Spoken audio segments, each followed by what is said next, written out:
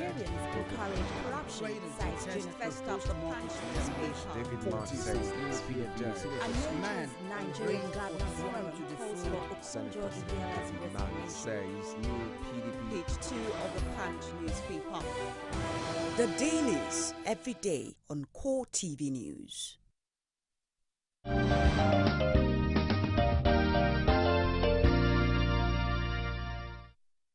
Thank you for staying the course on the show this Saturday as we bring you in-depth review and analysis of political issues that affect you.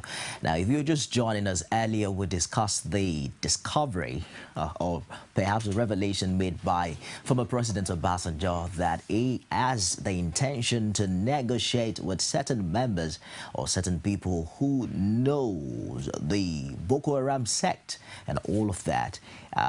Of course, from the first of our discussion earlier. Now, it's close to 7 days to the 21st of June gubernatorial election in Ekiti State.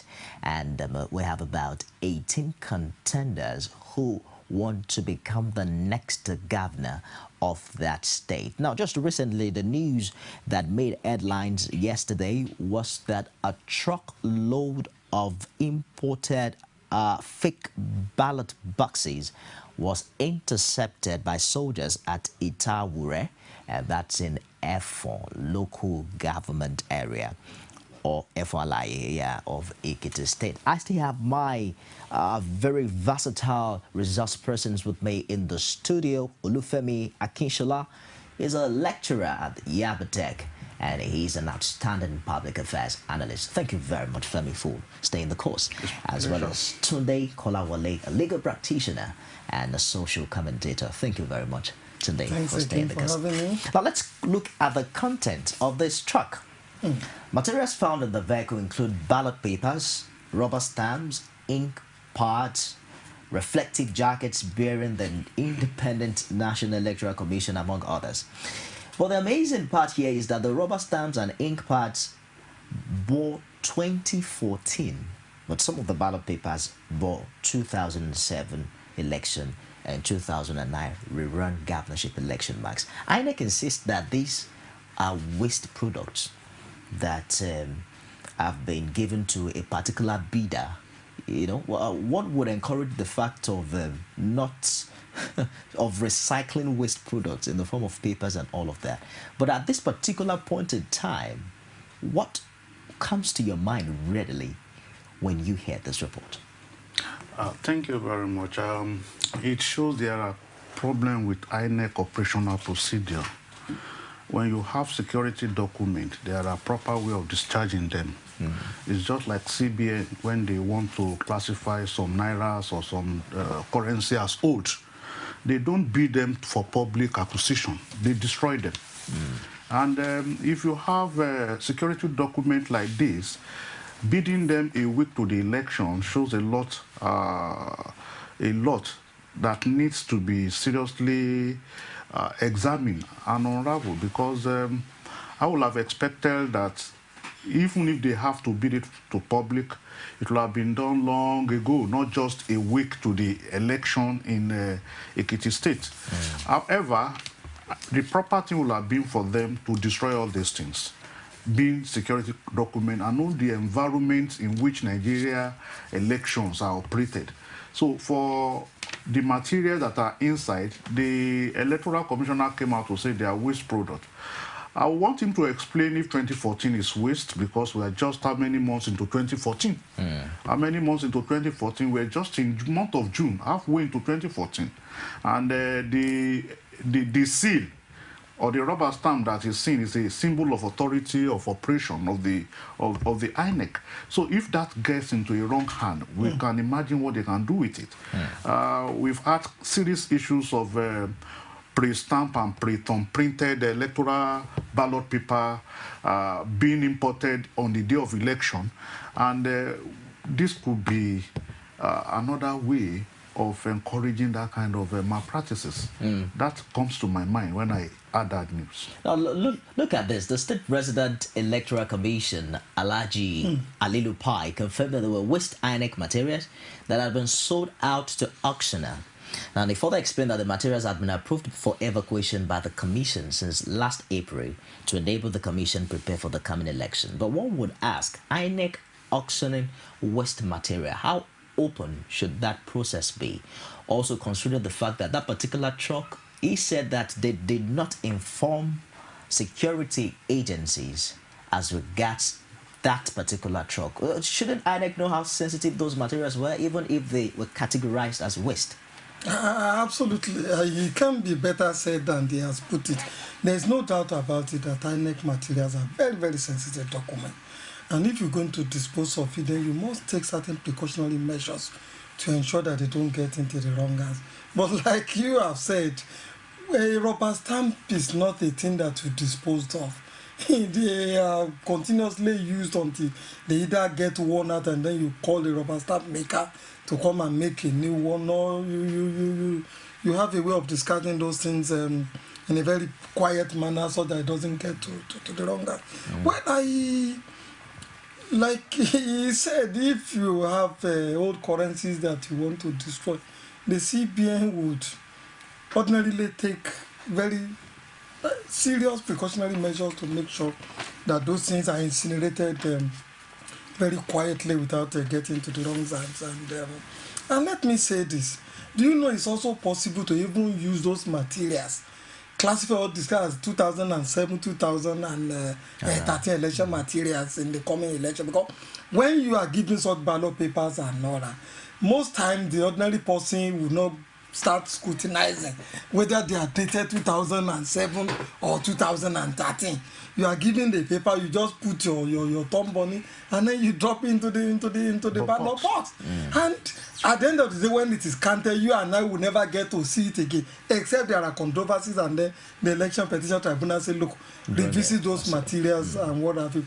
By which time again, they could have gone ahead and swapped the material with some other one, because in this kind of environment, everything is still possible. So the bottom line is INEC required to give us more details regarding this material.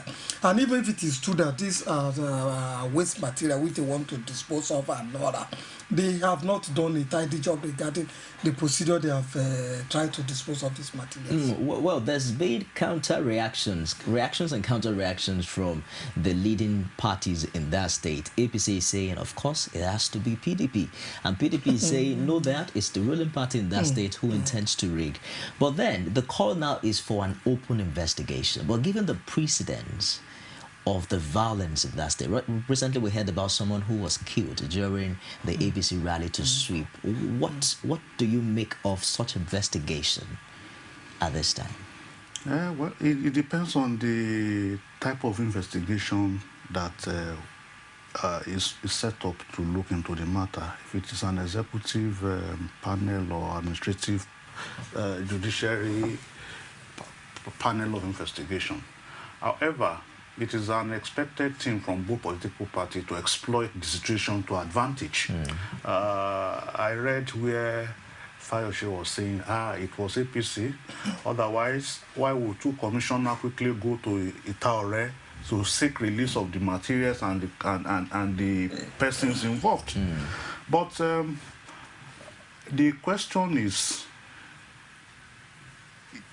the INEC commissioner says it's a waste material. That puts the burden of proof on INEC. Exactly. Because they have admitted that it is a waste material. So they have to come out to the public to show us that that is the way they've been disposing of this material in the past. That it is not just a new trend. And if that is the way they've been doing it in the past, situation now shows that it is faulty.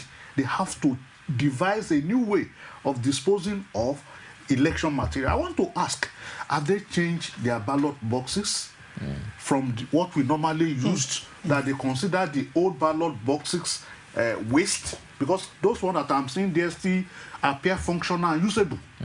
I can agree with ballot paper of 2006, 2007, 2008 and 2009. But I will not agree with rubber stamps and stamp pad.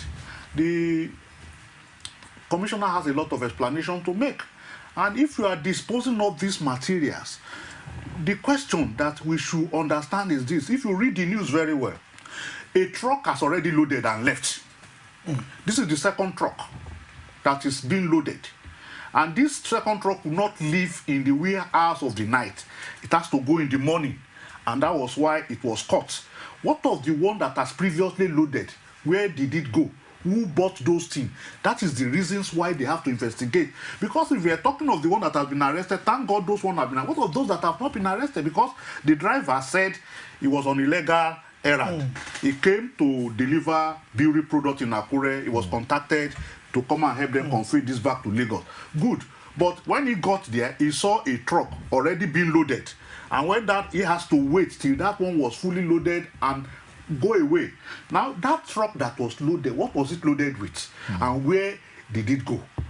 Who is the winner of the bidding for those material? And what are they going to, in fact, what are they going to use this material for in the first instance? Because if it is recycling, of what benefit is it? How much will INEC get from the selling of this material that they cannot even destroy them? I look at billions being voted for election in Nigeria than looking for stipends from auctioning of material waste at the expense of security of electoral process in the country. It is quite unimaginable. The panel that will investigate this, we have to look beyond the one that was arrested, the one that left before the one that was arrested. What happened to it? Who is the owner? Where did it go? They need to look at all those things. The outcry of the average Nigerian is a free, fair and credible election coming on the heels of the just celebrated June 12, 21 years after Abiola's election in 1993. But then the question here is who and who is culpable? At this point in time, would have had the commissioner of INEC in that state being called, possibly, get another person there so that he can answer certain questions. Over time, we see these issues being swept, Under the carpet. And then it goes like that. Should we allow these to follow suit?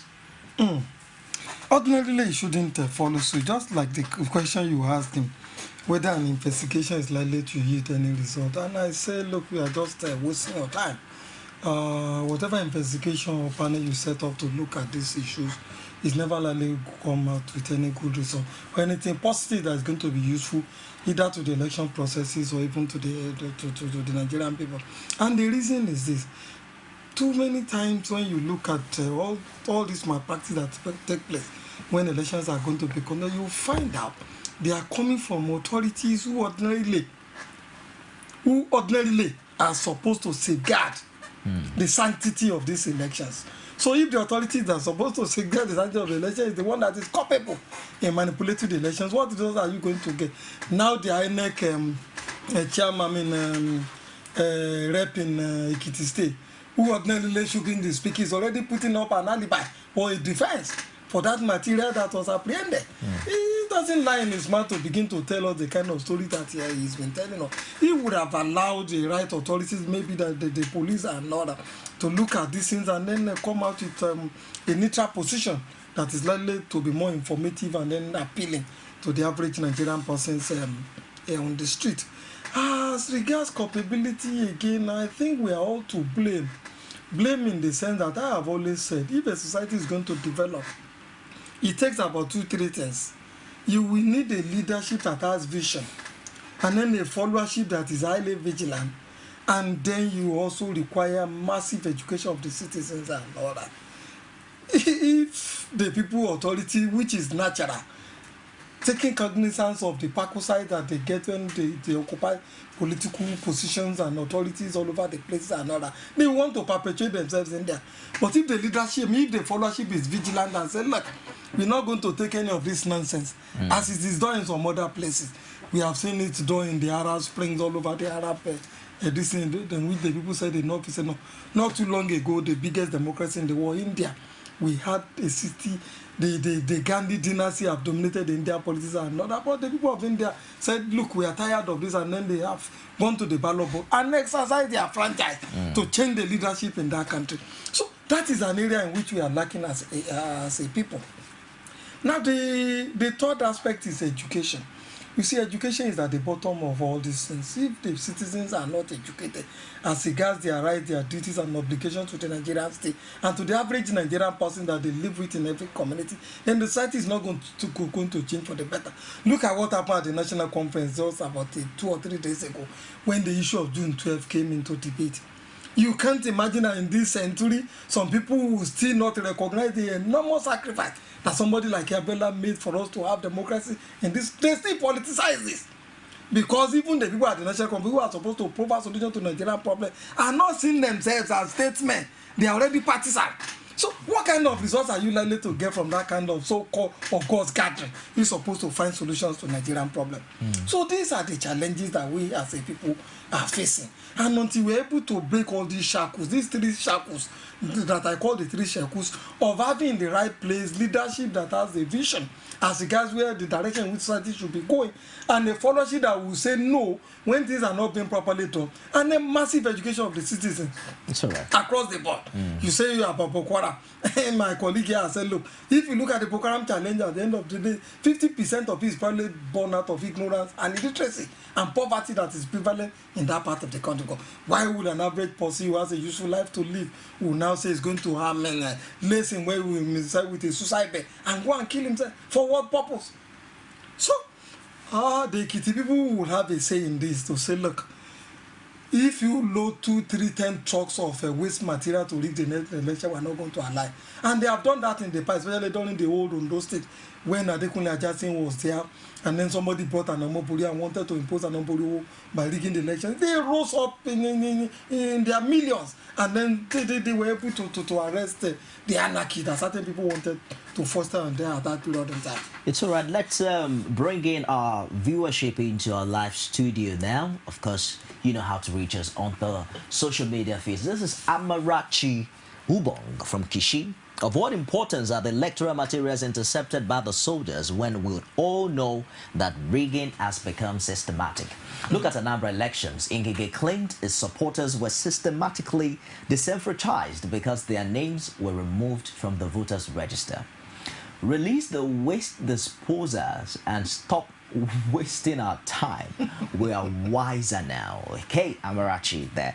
Well, let's look at the involvement of the Nigerian army in all of this. You know that Nigerians are always very cautious when you mention the military. They say when an army deals with you, you will know that the policeman is your friend. And then we're talking about, you heard the commander of the 32 Artillery Brigade with a statement where he threatened that anyone caught with dangerous weapons will be brought down. Cut down. Given the sensations and the sensitivity of elections that is peculiar to Ekiti State, what do you think this portends?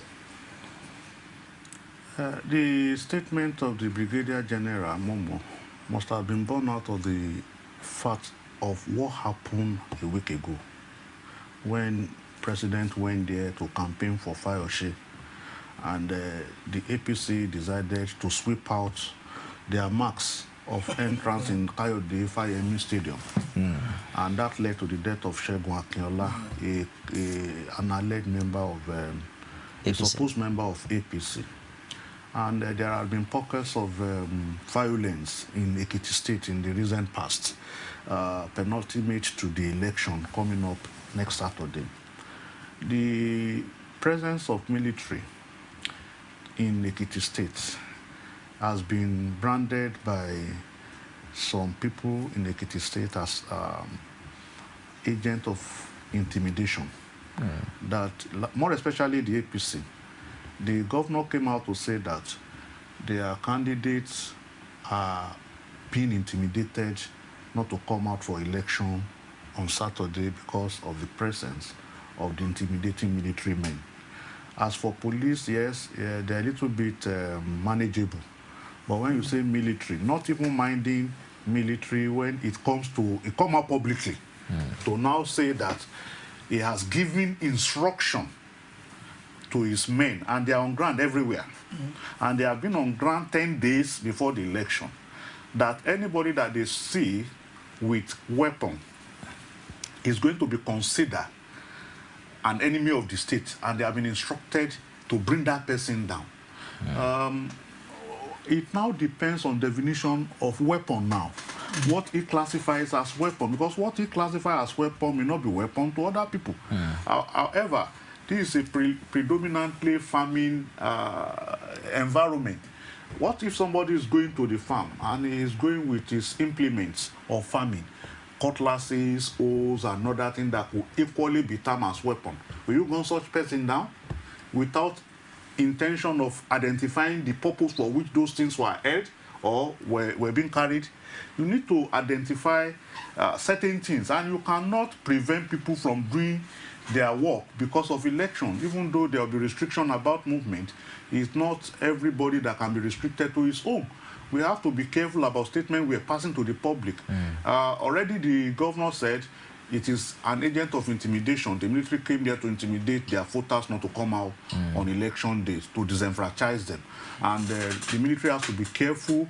He said they are non-partisan, they are free, they are not behind it, they are not siding any political party. I pray they'll be able to maintain that stand at the end of the day. It's all right. We have this from Fozi Roha from Umaya. Al Gore was a popular candidate that stood toe-to-toe with George Bush Jr. in the American presidential election. The Democrats never brought him back to contest.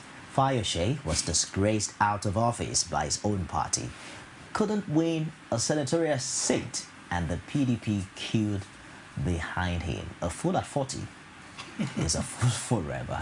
Quite a chorus there. Thank you for your contribution all the way from Umaya. But given the history of intimidation under military rule in Nigeria, I mean, must and should the Nigerian military be involved in elections? The Nigerian Police Force already said 13,000 police officers would be deployed to Ekiti State. What is the role of the military in all of this? Well, that's a beautiful question, I must say. Let me say this. When you look around the world, when people are facing very, very serious challenges, either in terms of environmental disaster, either in terms of war, or even in terms of immunization, I mean, even children immunization in some parts of the world, I know that the best of his men, which I must admit, are always found in the military. I always call upon to face such challenges. You saw what happened when there was tsunami in Indonesia. You saw what happened recently in China when they had a massive earthquake in certain parts of the country and all that. And each time even America is faced with challenges such as they had during the bombing that took place in Massachusetts, is it Boston or something? Boston. The military would always be readily called upon to come and assist the society. So, secondly, we must not forget that these people are also part and parcel of the society. Before being military, they are citizens, they are Nigerians who also have a stake and who must have a say. If not the final, I mean, not necessarily the final say, as regards how the society should be managed, as regards the need to preserve peace and order, as regards the direction in which the society must go. Thirdly, most times we often forget that the military that we do have today are not the military of yore.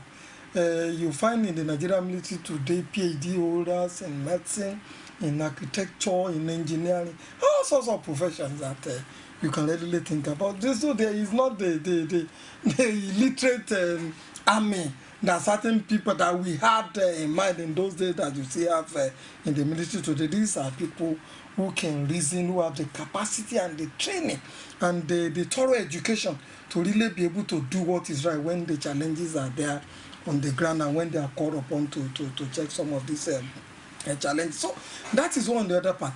The second one is whether what the military has been called upon to do in Ekiti State is the right thing or the wrong thing is a different thing entirely, especially given the challenges of subordinating the military authority to civilian authority, because we're coming from a long era of a military rule in which the military are still trying to subordinate themselves to acquiesce or to begin to accept that they are under a civil authority, or that civilians should necessarily, or that before you can run the society, you must have the mandate of the people, that you cannot just use the barrel of the gun to capture. I mean, being an elite in the military and the army, that you can just use the barrel of a gun to impose themselves, to impose yourselves on the people. So when you look at that background, is this kind of calling on the military to come and supervise election, not sending the wrong signal to these soldiers that one day or the other they can also come back, like somebody is trying to do, is it in Indonesia, and with there are disturbances, and then the military have staged a coup in that place now, and they are now saying they are going to organize election. And also not too long ago in Mali, we also saw an attempt by some sections of the military to take over power in those places. Are we not sending the wrong signal to these soldiers to come back to power and order, especially when we don't have a culture yet of subordination of the military authority to civilian rule? We have a comment quickly from Asaba. This is Joseph These are the King. challenges. So I'll be back with you shortly. Yeah. A good man will find it difficult to support evil deeds, even in the name of governance. Do you want to say that Jonathan cannot tacitly support Opeyemi Bamidele and back him in Ekiti rather than Fayose? It is enough for Obasanjo to hate Jonathan for life because he is championing the cause of a man he removed from office. Jonathan is being penny-wise by backing Fayose. He will lose on both sides. Now, quite a totally different dimension to that, given the, Obasanjo and all of that. Let me quickly run this up by saying that if I have my way, I will have the military on ground in Ekiti, but not playing the role that they are playing now. Okay. I will put them in the background. If there is massive breakdown of law and order, then they can come in immediately to nip the crisis in the bud. Because what we have on ground now as at today in Ekiti State are what I think the police ordinarily should be able to do. To manage, so that we don't have the obtrusive appearances that we now begin to see with the military. And then again, the utterances of the general. For God's sake, general is not the ordinary soldier.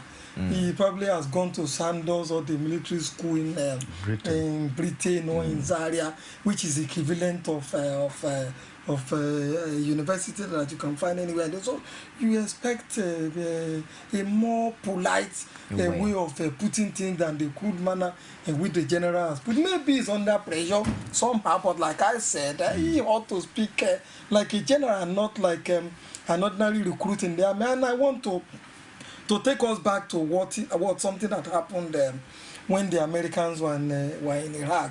An ordinary colonel was taking his men to the battlefield, gave a passionate speech, which the Time magazine, the CNN, all of them still make reference to today. And just a word of motivation. It's that kind of a thing that you want to see among generals, not this kind of very uncouth language of leveling people and then destroying property if they are challenged. Some have called this the militarization of electoral process.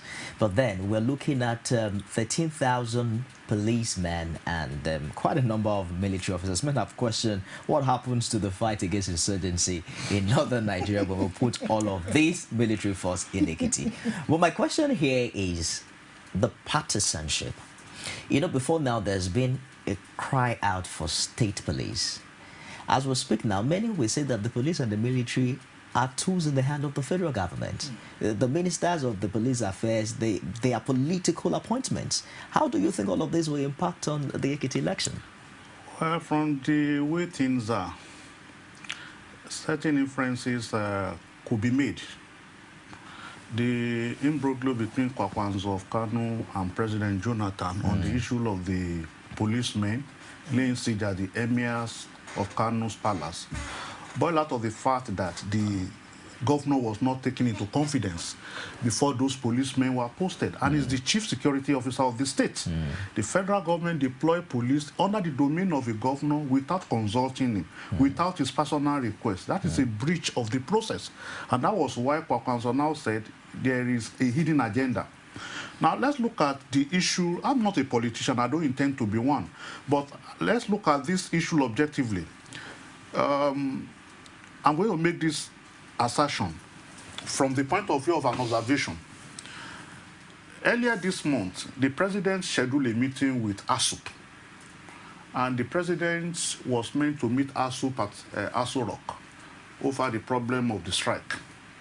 But suddenly, he canceled, he postponed the meeting on the strength of the fact that he wanted to meet Fayose.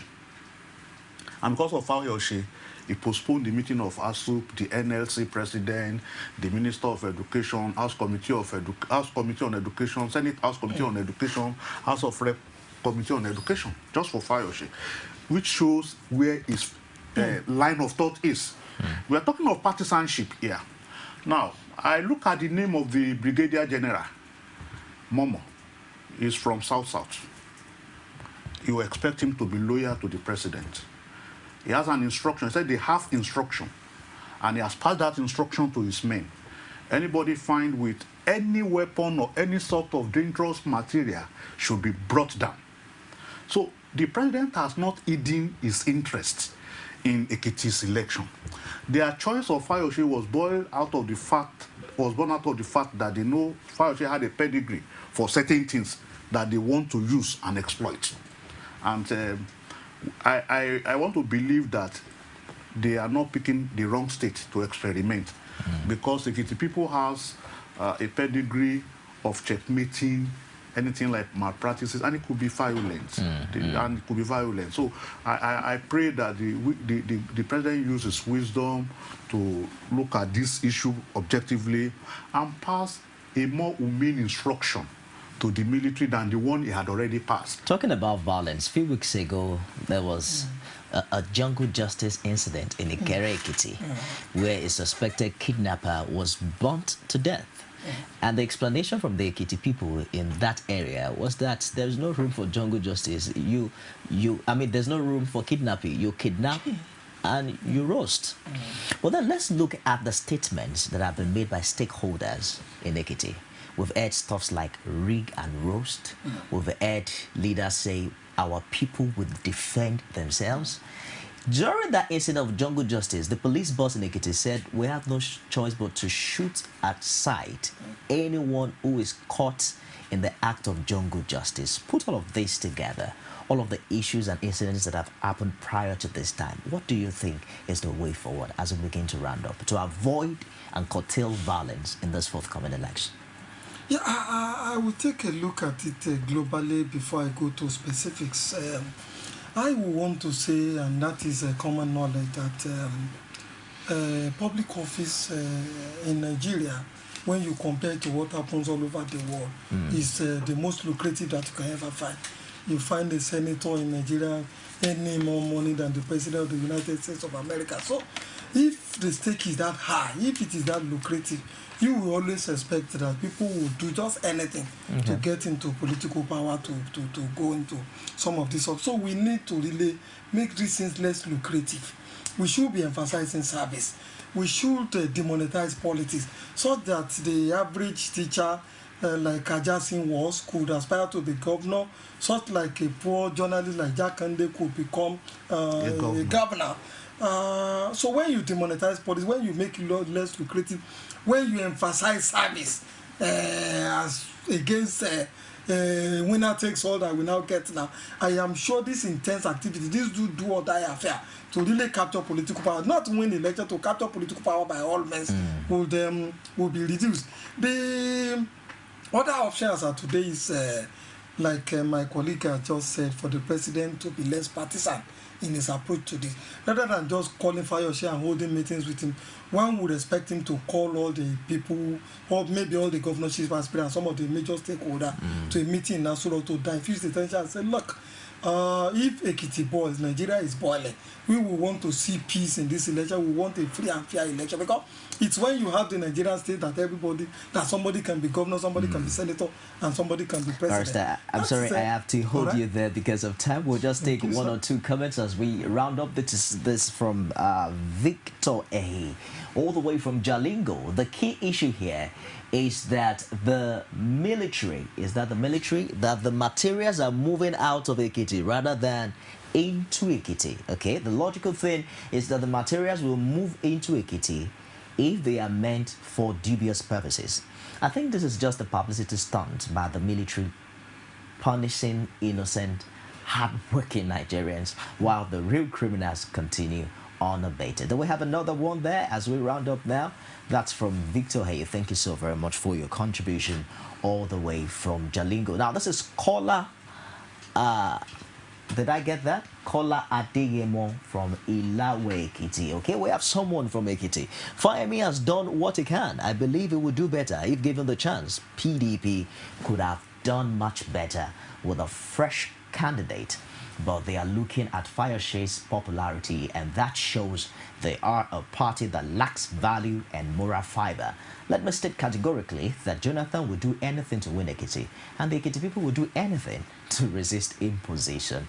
Quite eye-opening there. Okay, that's the show for today. Thank you so very much for being there. First, I must say a big thank you to OLUFEMI, AKINSOLA, and TUNDE KOLAWOLE. Thank you so much for your time, and we hope that subsequently you will find time to join us. It's our pleasure. Okay, next Saturday is the big day for Ekiti election, and Trust Core TV News will be here with live coverage of everything happening in Ekiti. Our reporters are going to be there. We're going to have analysts in the studio, and of course we'll open the phone lines for you to contribute as we all together take an in-depth look at what many have called a litmus test for the forthcoming 2015 general election. We hope that all the stakeholders involved, the federal government, the state government, INEC, and you and I will be proactive enough and of course be human in our dealings with the realities. Once again, we would love to hear from you on our social media feeds. On Facebook, it's www.facebook.com/KOLTV News. You get to like that page and we can read from you on that platform. And our Twitter handle at KOLTV News NG, as well as on YouTube. It's youtube.com/KOLTV News. In case you missed out on this edition of Core Digest, it will be trended there. Now, of course, I don't have to tell you that next Saturday will be a great platform for you to advertise your goods and your services with us here on Core TV News. It's really going to be a show to watch out for. From everyone here, it's a big thank you for watching. I am Nifemi Oguntoye. Stay tuned for the top of the hour news. Come June 21, it will be decision day for the people of Ekiti. 18 candidates are gunning for one seat. I am the next governor of Ekiti. But the people will have the final say. I know that tolerance has a very big place. Join extensive coverage of the election and get up to the many details as development unfolds. I'm the voice of the Ekiti people. With expert analysis from the best political team on television. And that's honesty of INEC. Join us all day June 21 to find out who emerges the next governor of Ekiti State. We have agreed to move this state forward. Keep a date with us on Core TV News. You can also watch us live on our website on www.coretvnews.com, a 24-hour news station.